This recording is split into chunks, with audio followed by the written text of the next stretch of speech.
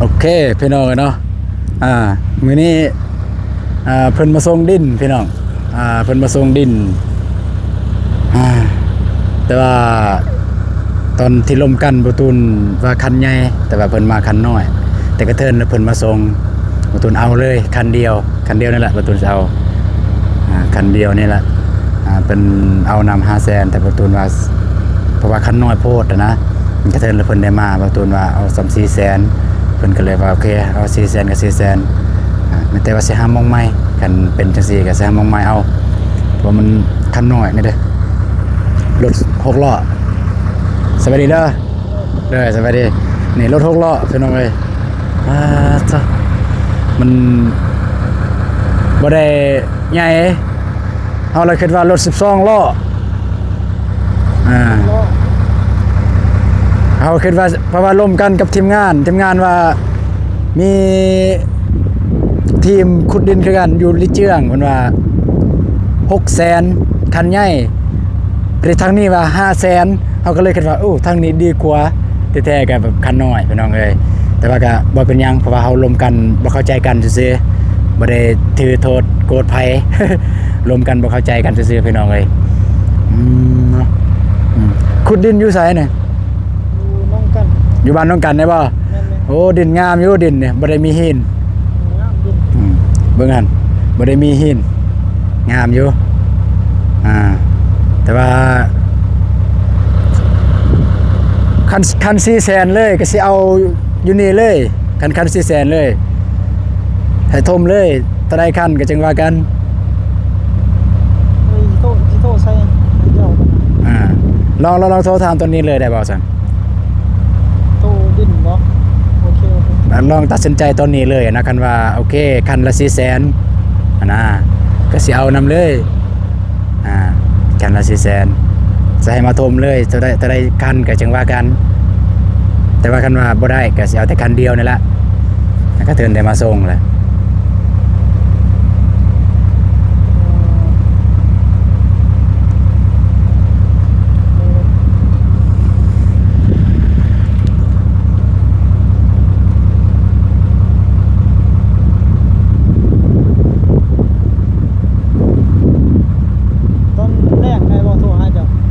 ตอนแรกเพราะว่าพักเที่ยงกันโทรหาประมาณตอนเที่ยงบ่สิโทรหาตอนเที่ยงโอเคตอนแรกก็ได้แต่ว่าบางเทื่อว่าเฮาเนี่ยสิบ่อยู่เพราะว่าไปทีมงานไปทางอื่นแต่ว่าก็สามารถโทรหาได้แล้วก็เป็นจังได๋แล้วก็จึงถ้าสมมุติว่ามื้อแรกเฮาบ่อยู่นี่มื้ออื่นจะมาส่งก็ได้นั่นแต่ว่าก็ให้คุยกันตั้งแต่ตอนแรกเลยนั่นโอเคแต่ว่าสิจ่ายเพิ่นคันนี้พี่น้องเอ้ย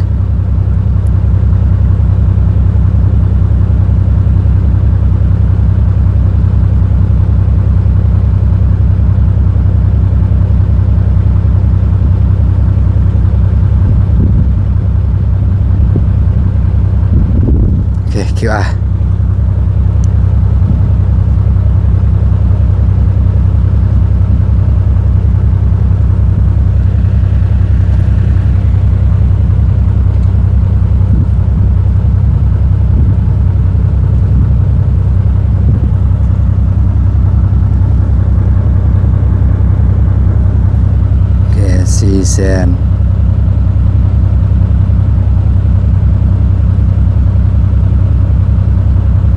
โอเคเรียบร้อย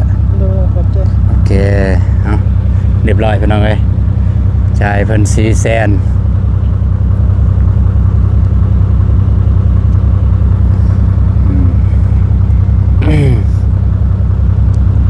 นี่ตอนประมาณเที่ยงเนี่ยเด้อไม่แต่ว่าโทรไม่แต่โทรมาหาแล้วจึงคุยกันถ้าว่าเฮายังอยู่บ้านนี่ก็ถ้าแม่นได้แล้วก็ให้มาส่งเพราะว่าที่ว่าเข้าไม่นะว่ารถเท่าไรมีรถหากันรถใดสมได้ทำนึงคือว่ารถ400,000แก้จะเลยนั่นเพราะมันยากน้ำดินยากเด้อโอเคมันจะไปจังซั่นละเด้อขอบใจเด้อขอบใจเด้อ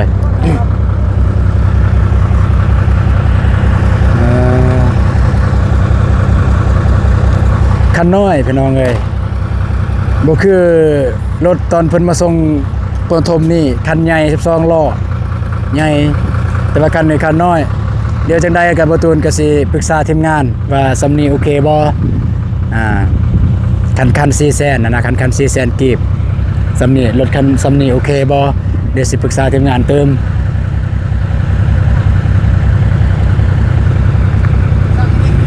คือมื้อนั้นนั่นรถที่มาทมมันนี่มันคันใหญ่นี่เพิ่นมาทมนี่คันใหญ่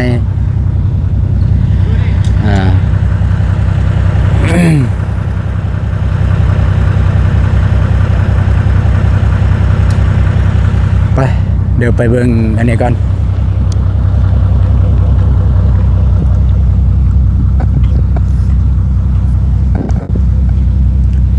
นี่ก็บ่ได้หลายนะ ดินดากอันนี้ดินดาก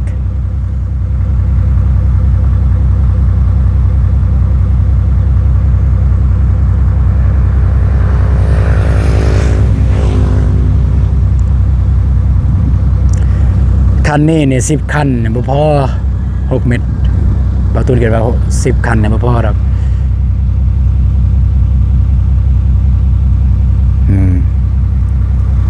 ซ้ำเบิ่งคันสมมุติว่า4 คัน400,000สมมุติว่า20 คันเท่าใดเนาะ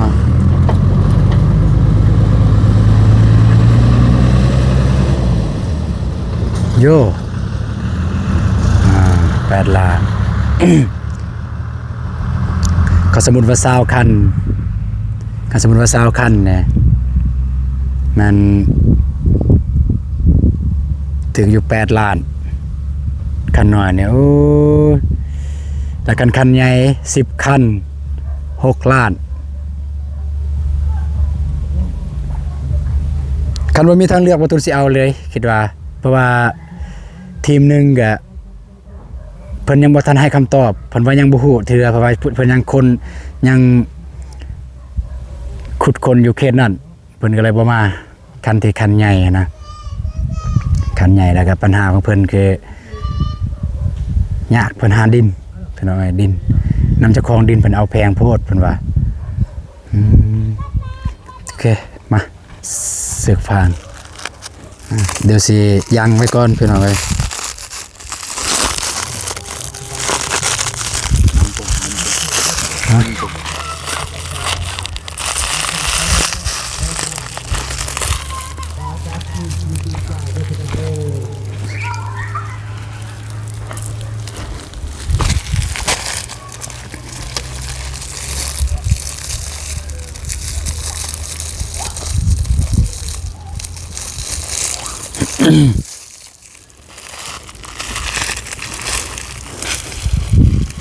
สิยังไว้ก่อนให้เบิ่งว่ามันเท่าใด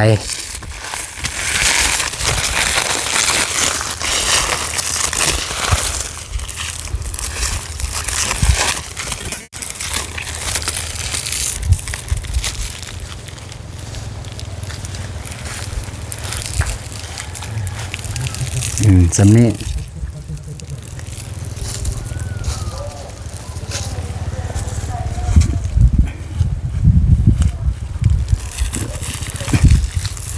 ซ้ำกกล้วยนี่แหละแน่นอนกกล้วยเนี่ยก็ต้องดุดทิมถ้าเพิ่นมาแล้วมันจะดุดทิมเติมสำนี้เดี๋ยวหา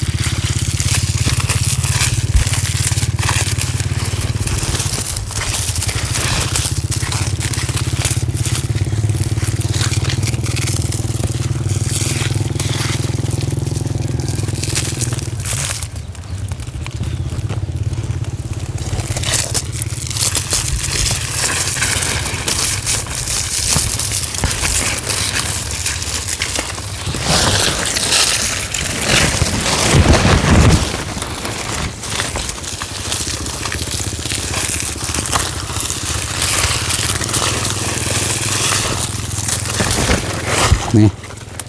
สำนี้พี่น้องเอ้ย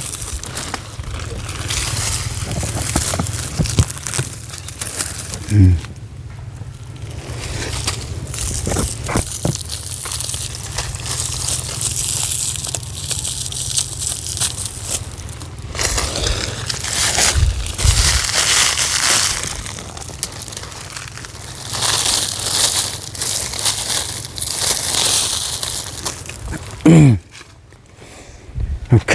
ประมาณนี้ที่ถมพี่น้องคาดว่าน่าจะเป็น6 เม็ดแหละสำนี้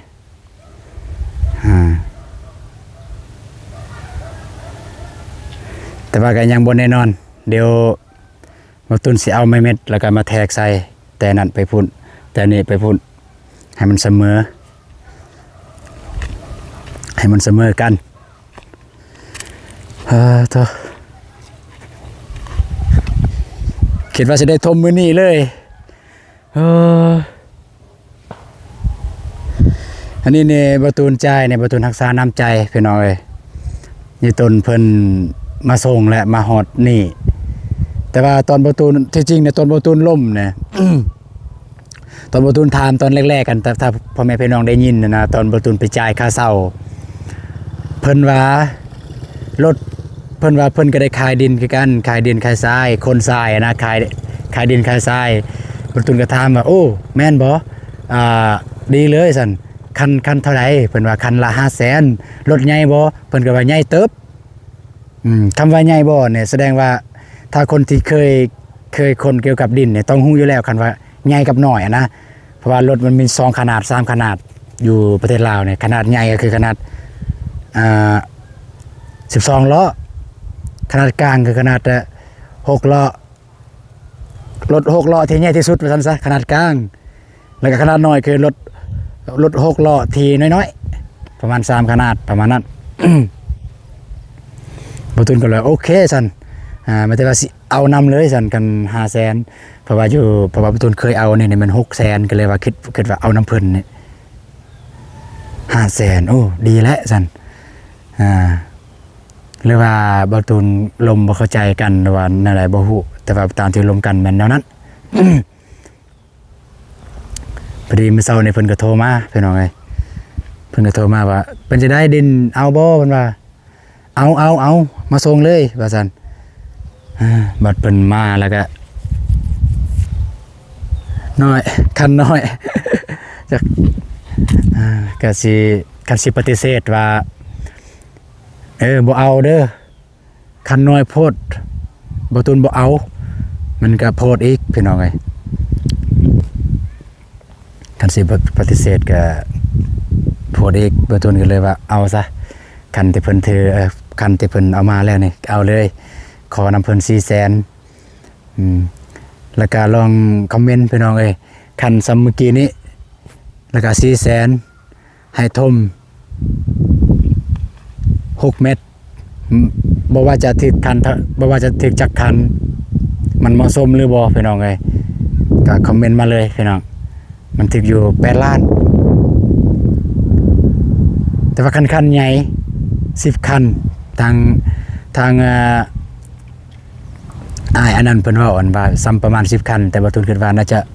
กลัวอยู่10 คันน่าจะกลัวอยู่10 คันเพราะว่าเพิ่นก็ประมาณเอาว่าประมาณ30 คันเพิ่นว่าประมาณนี้พี่น้องเนาะคือแต่ว่ามีแต่บ่ทุนก็สิปรึกษาทีมงานเบิ่งจักหน่อยสิปรึกษาทีมงานก่อนแล้วก็ถ้าเพิ่นโทรมาก็สิได้ลมกับเพิ่นจะแจ้งสมมุติว่าสิปฏิเสธบ่หรือว่าสิเอาหรือว่าจังใดก็สิถามทีมงานเบิ่งถามเบาเตียงถามเบานงหลายคนสำหรับตัวนี้ก็กระเทินแล้วเพิ่นถือมาก็บ่ตูนเอาเลยแต่ว่าจักน้อยเนี่ยตามที่เพิ่นว่าจักน้อยสิโทรกลับเดี๋ยวบ่ตูนสิลมเติมทีมงานทางเบาเตียงเพิ่นว่าเพิ่นสิว่าจังใดกันเบาเตียงว่าเอาหรือเบานงว่าเอาก็สิเอาเลยถ้าทีมงานว่าบ่เอาก็คือสิปฏิเสธว่าบ่เอาหาทีมงานใหม่มาทม ประมาณนั้นพี่น้องก็หลังจากทมแล้วเนี่ยก็สิซื้อ แห่ซื้อทรายมาเลยพี่น้องซื้อแห่ซื้อทรายแล้วก็ซื้อเหล็กหลังจากซื้อครบแล้วสำหรับอุปกรณ์การเฮ็ดเรือนอาจจะบ่ครบอาจจะบ่อาจจะบ่ครบอาจจะบ่แล้วเลยนะแต่ว่าครบซ้ำทุกชนิดทุกอย่างที่เฮ็ดเรือนได้หลังจากนั้นจึงสิหาสร้างเพิ่นมาเฮ็ดสร้างในบ่ฮู้ว่าสิหาไผหาไอ้แดงบ่มาเฮ็ดหรือว่าหาคนอยู่ในบ้านนี้ก็เลยถามเบิ่งราคาเพิ่นเอาเท่าใดสร้างนี่ถ้าซ้ำ10หรือ20ล้านพอว่าอยู่สมมุติว่า60 70โอ้ ตายเลยก็มันแต่ว่าคันสำนั้นก็ ซื้อมาไว้ ซุมนั้นก่อนแล้วจึงค่อยเป็นค่อยไปสำหรับปูนเนี่ยมันซื้อน้ำลังอย่าว่ามันเปียกใส่บ่ได้รู้สึกว่าเบื้องนี้มันอยาก รู้สึกว่าเบื้องนี้มันอยากสั่นเนาะแม่นบ่สั่นบ่ได้สั่นเด้เสมอเลยเด้เพราะว่าเบื้องนั้นเนี่ยมันจะสั่นตัวเพิ่นถมเบื้องนี้ยาวมาพี่ไม่แต่ว่าสิหาไม้เม็ดมาแทกคืนแต่ว่าที่คร่าวๆมันประมาณนี้พี่น้องเอ้ยที่คร่าวๆมันประมาณนี้แหละเพิ่นถมไปพุ่นพี่ก็แสดงว่ายาวเติบและบาดนี่บาดจังนาทีเลยฮะโอเคไปพี่น้องฮอดเด้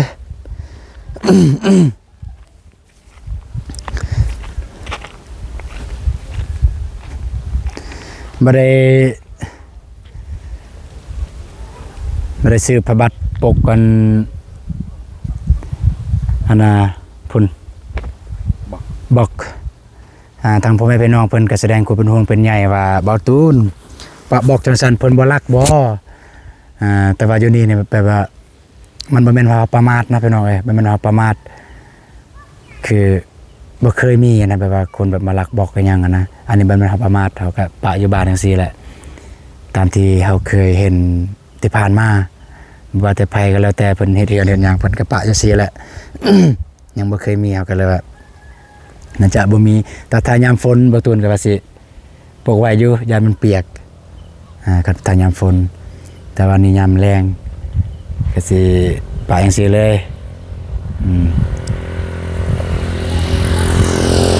สำหรับทางหน้าเนี่ยบ่ฮู้ว่ายังสิถมหรือบ่ทางหน้าเนี่ยก็สิพอดีแล้วซำนี่เพราะว่าสัมพอดีหน้าทางเลยถ้ามีเงินก็อนาคตต่อหน้าเนาะสมมุติมีเฮาก็เทเลยไปพุ่น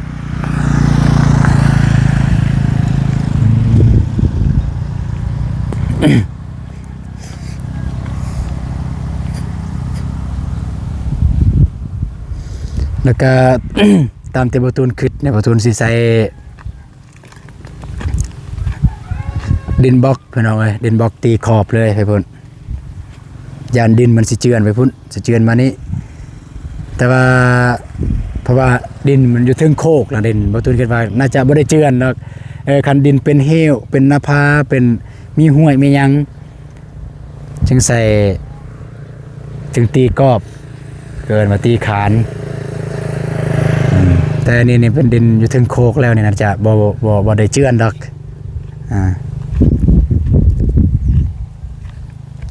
โอเคพี่น้องเลยเนาะก็สำหรับคลิปนี้ก็บาตูนก็สิขอจบคลิปไปทีเดียวก่อนก็ไม่ได้ว่ารอถ่ายเบิ่งคลิปต่อไปพี่น้องบาตูนสิปรึกษาทีมงานเบิ่งว่าสิเอาหรือบ่ดินนี่คันใหญ่ซำนี้และราคาซำนี้ถ้าเพิ่นโทรมาก็สิปรึกษาทีมงานก่อนแต่ว่าอันนี้เนี่ยบาตูนก็กระเทินแล้วเพิ่นได้ส่งมาฮอดนี่ก็สิเอาเลยบ่แม่นสิเอาตั้งเอาแล้วนะก็เอาเลย 400,000จะบ่ตูนเฮ็ดถูกหรือเฮ็ดผิดก็ขอโทษขออภัยในเวลานำพ่อแม่พี่น้องหรือว่าผู้ใหญ่ใจบุญที่สนับสนุนตัวนี้สำหรับตัวนี้มันบ่ตูนบ่ได้ปรึกษาไผที่ซื้อนำเมื่อกี้เนี่ยบ่ได้ปรึกษาผู้ใดเลยคือแบบตัดสินใจโดยตัวเองเลยเพราะว่าเพิ่นกระเทินให้เพิ่นได้มาส่งนะก็เลยได้เอาแต่ว่า ขั้นต่อไปเนี่ยก็สิปรึกษาทีมงานคันทีมงานว่าโอเคสำนี้เอาก็สิเอาคันทีมงานว่าบ่เอาหาทางอื่นก่อนก็สิหาทางอื่นพี่น้องเนาะแล้วก็ลืมบอกน้องบองนี่มันเพิ่นไปสวนพี่น้องเอ้ยเพิ่นบ่ได้อยู่บ้านบ่ตูนโทรหาอยู่ตอนเจ้าของรถเนี่ยโทรหาว่าสิไปส่งดินเด้อบ่ตูนโทรหาน้องเพิ่นว่าอยู่บ้านบ่กันอยู่บ้านสิลงไปรับก็มาเบิ่งนํกันนะแต่ว่าน้องเพิ่นอยู่สวนก็บางเทื่อว่าจักหน่อยก็ถ้าเบาเตียงเพิ่นมาก็แล้วแต่ว่าคันไอ้เตียงว่าสินำไปก็สินำไปคันไอ้เตียงว่าบ่ไปก็โอเคบ่ไปแต่ตอนแรกเจอกันกับน้องบองเพิ่นอยู่เฮือนโอเคพี่น้องสำหรับคลิปนี้บ่าวตูนก็สิขอจบคลิปไปที่นี่ก่อนก่อนอื่นหมดต้องขอบอกขอบใจและปัญญาใจบุญ FC ทุกท่านที่ตามชมคลิปของบ่าวตูนตั้งแต่ต้นคลิปจนจบคลิปถ้าผิดพลาดประการใดวาจาใดบ่ถูกบ่ต้องเฮ็ดหยังบ่ถูกบ่ต้องก็ขอโทษขออภัยนั้นเวลาแล้วก็ทุกคนก็สามารถตำหนิติชมได้สามารถแนะนำบ่าวตูนในสิ่งที่ดีแนะนำให้บ่าวตูนตัวอย่างคือสิเฮ็ดเฮือนก็สามารถแนะนำเฮ็ดแนวใดแน่ที่มัน พอดีมันงาม ให้มันงามเนาะจะได้ก็ขอให้ทุกท่านจงอยู่เย็นเป็นสุขกายสุขใจสุขภาพแข็งแรงอายุมันคนยืนปรารถนาสิ่งใดขอได้สิ่งนั้นดังสมการปรารถนาเด้อสาธุโอเคพบกันใหม่สำหรับคลิปนี้บ่าวตูนขอกล่าวคำว่าสบายดีเด้อไปแล้วพี่น้องเอ้ยเจอกันในคลิปต่อไป